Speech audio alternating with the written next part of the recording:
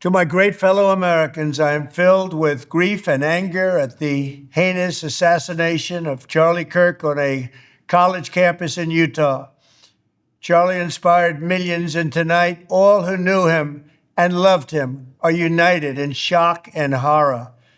Charlie was a patriot who devoted his life to the cause of open debate and the country that he loved so much, the United States of America. He fought for liberty, democracy, justice, and the American people. He's a martyr for truth and freedom, and there's never been anyone who was so respected by youth. Charlie was also a man of deep, deep faith, and we take comfort in the knowledge that he is now at peace with God in heaven. Our prayers are with his wife, Erica, the two young, beloved children, and his entire family, who he loved more than anything in the world. We ask God to watch over them in this terrible hour of heartache and pain. This is a dark moment for America. Charlie Kirk traveled the nation, joyfully engaging with everyone interested in good faith debate. His mission was to bring young people into the political process, which he did better than anybody ever, to share his love of country and to spread the simple words of common sense. On campuses nationwide, he championed his ideas with courage, logic, humor, and grace. It's a long past time for all Americans and the media to confront the fact that violence and murder are the tragic consequence of demonizing those with whom you disagree day after day, year after year, in the most hateful and despicable way possible.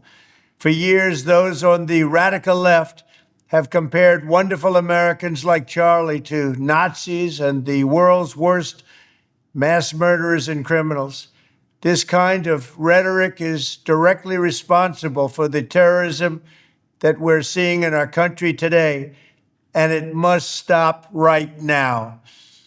My administration will find each and every one of those who contributed to this atrocity and to other political violence, including the organizations that fund it and support it, as well as those who go after our judges, law enforcement officials, and everyone else who brings order to our country.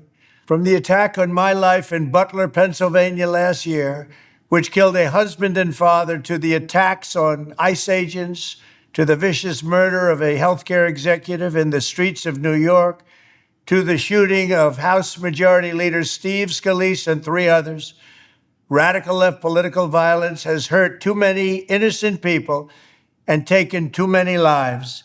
Tonight, I ask all Americans to commit themselves to the American values for which Charlie Kirk lived and died, the values of free speech, citizenship, the rule of law, and the patriotic devotion and love of God. Charlie was the best of America, and the monster who attacked him was attacking our whole country. An assassin tried to silence him with a bullet, but he failed, because together we will ensure that his voice, his message, and his legacy will live on for countless generations to come. Today, because of this heinous act, Charlie's voice has become bigger and grander than ever before, and it's not even close. May God bless his memory, may God watch over his family, and may God bless the United States of America. Thank you. The chair would ask that all members present in the chamber and those in the gallery please rise for a moment of prayer for Charlie Kirk and his family. House Speaker Mike Johnson led the chamber in a moment of silence and prayer for Charlie Kirk and his family. Speaking to cameras outside the chamber, he condemned the violence and called on political leaders to use their voices. I'm just going to state the obvious here. This is detestable, what's happened. Political violence has become all too common in American society, and this is not who we are. It violates the core principles of our country, our Judeo-Christian heritage, our civil society, our American way of life, and it must stop. We need every political figure, we need everyone who has a platform to say this loudly and clearly. We can settle disagreements and disputes in a civil manner, and political violence must be called out, and it has to stop. Let's bring in CBS News congressional reporter Torian Small for more on this. So Torian, Charlie Kirk had close ties with people inside the White House. So break down their response this evening. Yeah, off the top, we saw the president ordering flags here at the White House grounds, but also around the country at half staff. We saw that happen just about 2 hours ago. Since then, we've seen just a wave of reaction from folks not just within this administration, but also down the road on Capitol Hill, from lawmakers holding that moment of silence on the House floor to the House Speaker, giving that very impassioned plea for an end to this this type of political violence. And then we saw presidents of past. George W. Bush just put out a statement sending his condolences to the family. Barack Obama, former president, also sending out his condolences and condemning this violence. What was also curious to me, I also saw a post from California Governor Gavin Newsom. One of the first reactions to come out of this, he said, of course, there's no place for this type of violence. And he also is one to reach across the aisle. He had Kirk on his podcast just earlier this year. So they had some type of a cordial relationship there.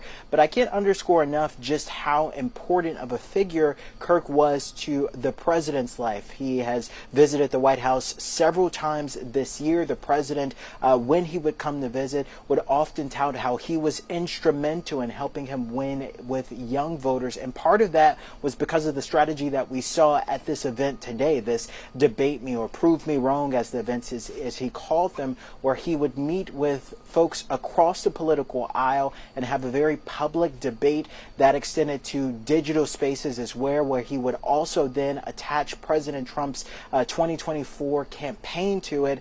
So a lot of folks working at the White House not only worked with Kirk, but know him intimately, which is why we're seeing this outpouring of responses. Sure. Torian, is this incident sparking any discussion in Washington about security measures in place? Yeah, what's interesting, I saw my colleague Caitlin Huey-Burns have a conversation with Mike Lee in the Senate. He represents Utah there, and he was understandably so distraught at the murder of Charlie Kirk, but also went on to say that this is something that should be considered, whether or not it's safe for these public figures, especially connected to politics, to be out in the public. No word yet on if legislation will come from that. We haven't necessarily heard the president weigh in on needs or security changes for folks in his orbit, but it is at least on the discussion in these early discussions as it relates to this shooting. Torian Small. Torian, thank you. I want to bring in senior White House correspondent Weijia Jiang. Weijia, a lot of reaction coming in from the White House, where he was very close with so many people there. That's right, Maurice. I was actually meeting with a White House official today when the news broke, and then several staffers were in and out of the area, and they were all visibly shaken, deeply saddened, and throughout the day have seen that from officials here at the White House, including tears and people consoling each other, because, Maurice, this wasn't just a trusted advisor to President Trump. This was a friend to so many people here at the White House. They worked closely with Charlie Kirk during the first administration, during the president's reelection campaigns, and of course now as he is in office for the second time. This is somebody who has a direct line to President Trump and his inner circle. And so it is a very solemn day here at the White House, including for President Trump.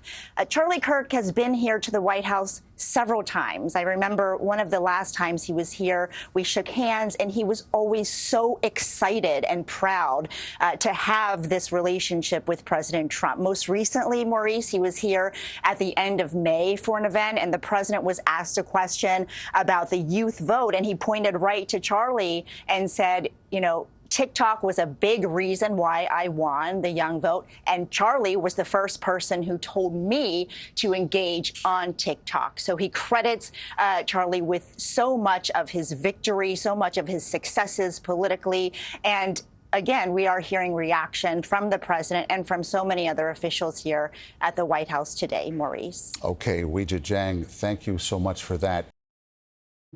As this investigation does continue, we will also note that that tributes and condolences are pouring in from across the country. And Republican Congressman from Utah, Mike Kennedy, joins us now. Congressman Kennedy, thank you for being with us on this day. What are your thoughts? Nancy, I'm really sad that we have to be together to talk about this tragic event, but I'll just say to you, violence will not silence Charlie Kirk nor his message, and will not silence the mighty people of the United States of America. And we will rise up and continue to do the vital work that needs to be done. And God bless Charlie Kirk's family, his wife, Erica, his children. And there are a number of young people at this event. God bless them as well in this tragic time. Congressman Kennedy, what did Charlie Kirk mean to the conservative movement?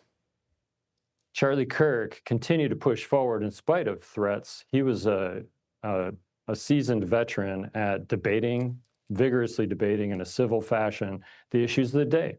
And that's why we will not stand down. Myself, I take inspiration from the fact that he continued, in spite of threats to his life that have occurred over time, that he continued to push his message forward.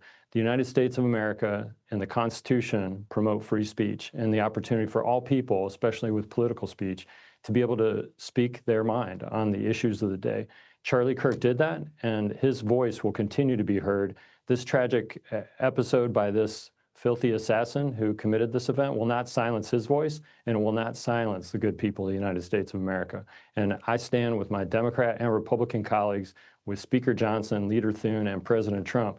We will continue to move forward to do the work of the American people in spite of these violent efforts to shut down the opportunities for our citizens to speak freely on the issues of the day. And Congressman Kennedy, I can imagine this hits particularly close to home, given that it did happen in your state. What goes on in your mind when you first heard that news come in? It's in my state and it's in my district. This place is just a few minutes from my house, and I know people that were there at that event, and I know that this does not represent Utah nor its citizens. And this institution is an outstanding institution full of great professors as well as students, and it's a tragic event that they had to witness. But I know we can all learn from this event as far as this will not intimidate us. As a state senator, I've had my house vandalized. I've had death threats against me. I know my congressional colleagues, some of them have had death threats as well against them.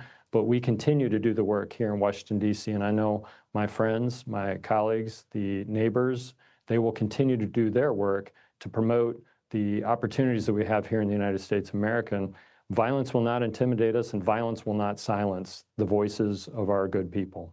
Congressman Mike Kennedy, thank you very much for being with us tonight. Thanks for having me. Rhode Island Democratic Senator Jack Reed joins me now from Capitol Hill. Senator Reed, I appreciate your time. Thank you for joining us. Thank you, man. There you are. This is a very hard day in America. Yes. I'd like to get your assessment. Well, the attack was reprehensible. One of our fundamental principles of the American way of life is the freedom to speak out and to do so without fear of not only intimidation but violence. And it's a tragic moment for the family and for many Americans. We all should stop and pause for a moment and reflect on where we have come from and where we are going. This is absolutely reprehensible. Reed, I know, and you know better than I do because you're in the cloakroom in the United States Senate, there are conversations almost daily now about what the risk profile is for members of the House, members of the Senate. And these are bipartisan conversations by necessity because, as I mentioned at the top of this show, in these spasms of violence, there are victims on both sides of the ideological spectrum of one kind or another. Charlie Kirk is a grievous victim, the most grievous victim we can think of in modern history. But you have these conversations. What are they like and how are they likely to change? Well, you're exactly right, Major.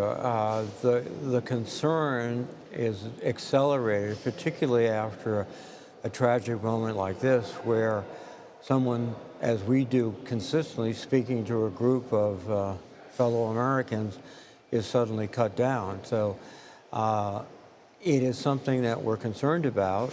If there are palpable threats to an individual member of Congress, then the Capitol Police will provide protection. But again, in this world where this violent activity is unpredictable and many times the result of an individual who has not only mental issues but also many other issues and has a weapon, and that's hard to anticipate, but we are concerned about it.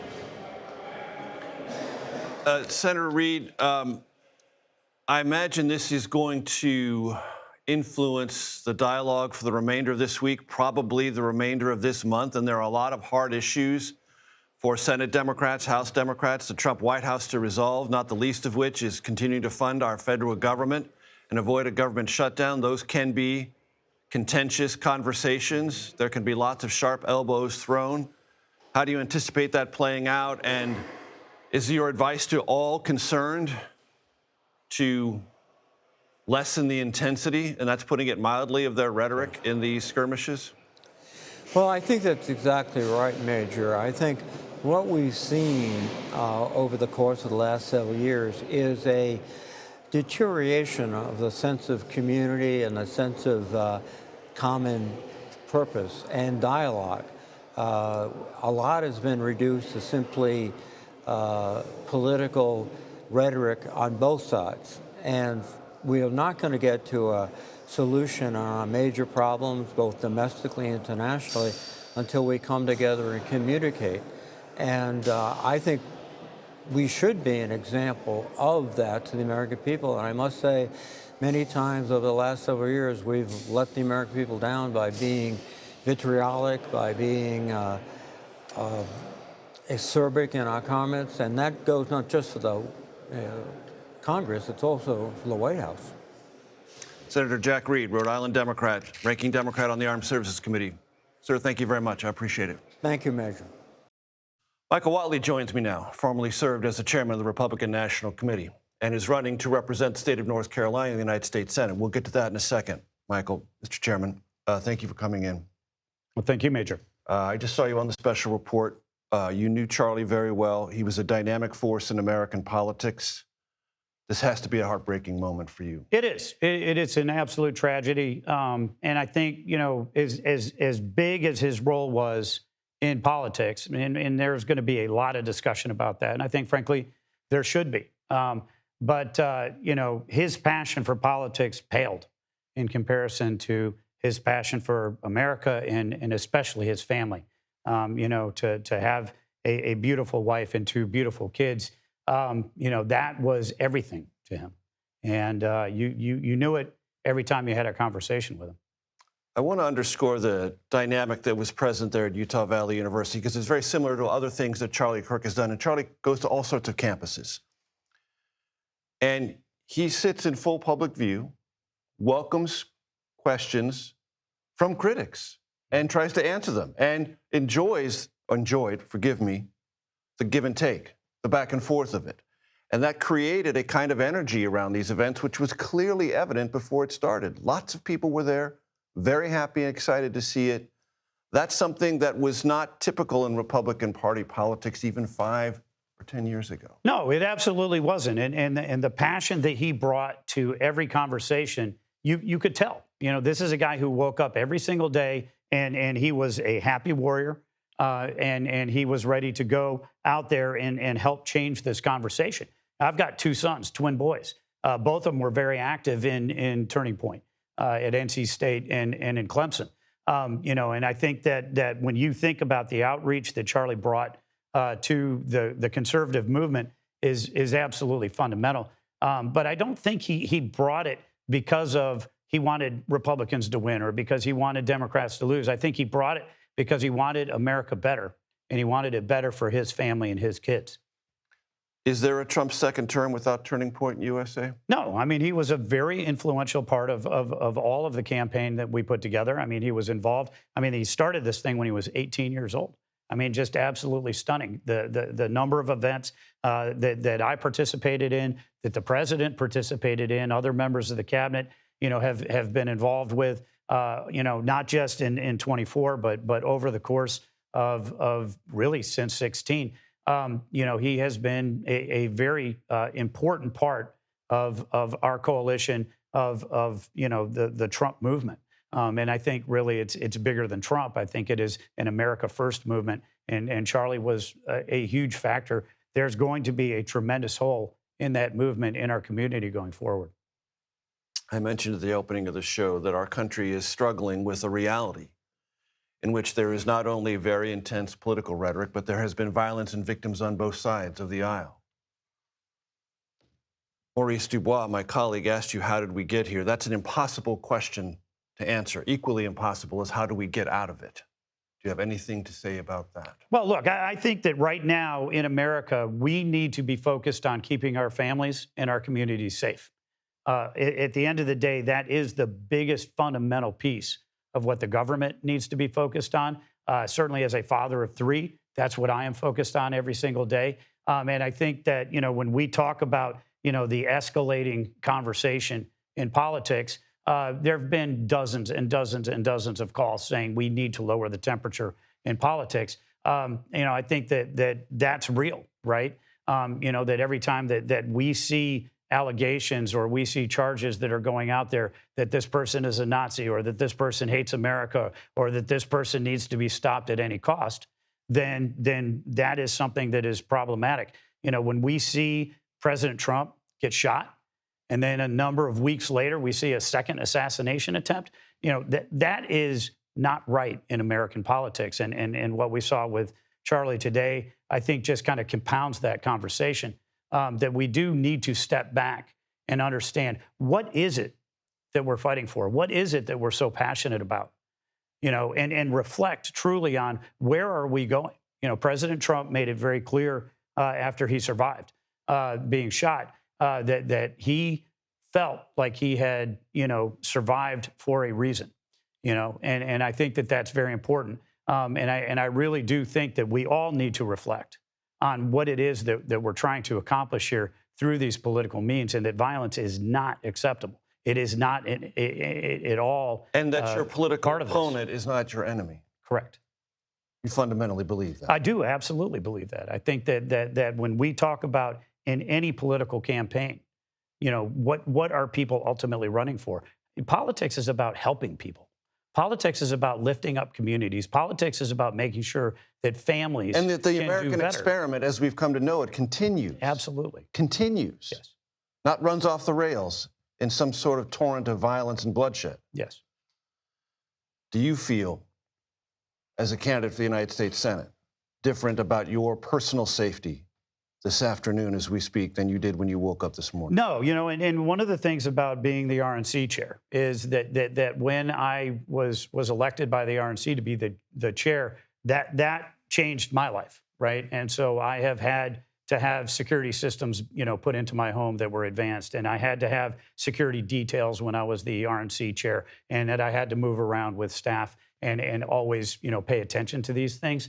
As a candidate right now, I'm going to have events in all 100 counties of North Carolina. I'm going to be out and I'm going to be meeting with people. And you always want to be very careful about that. I think that, anybody in this space has to be very mindful from a security perspective, because you don't know necessarily what to expect in any given situation. Right, but on the same part of that ledger, as a candidate, you have to meet the people. You do. You have to see them where they are, as the phrase goes. And that might be at a shopping center, it might be at a school, it might be outside a factory, it might be at a farm, but you have to see them exactly where they are. And you can't bring a phalanx of security personnel to get in their face and do all that sort of stuff. How do you balance that? Well, I think that we have to trust in the goodness of the people of North Carolina in my particular race, and I think hopefully across the country.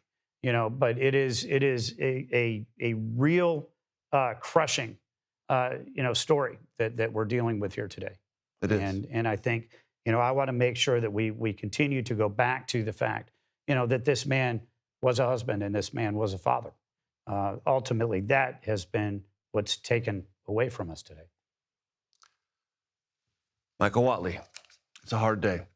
I appreciate you being here. Thank you, Major. And be safe. Yes, sir.